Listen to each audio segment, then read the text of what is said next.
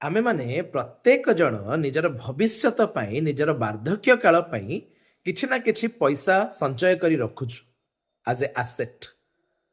जे हमर भविष्यत रे काम रे आसीबो।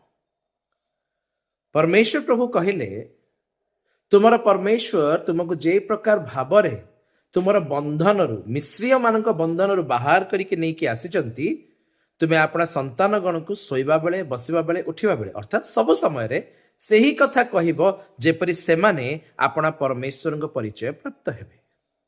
आज मु प्रत्येक युवा युवती को पचारिबा को चाहे जो माने आगामी दिन में विवाह हेबे प्रभु से आशीर्वाद करी कोଳରେ संतान देबे आपण मानकर परित्राण कथा आपन मन अछि कि जो माने संतान संतति पाई सारी मु सेमानकु पचारिबा को चाहे आपण मानकर पिला माने जानि कि परि प्रभु जीशु ख्रीष्टଙ୍କ द्वारा से आपण मानकु परित्राण करी अछंती।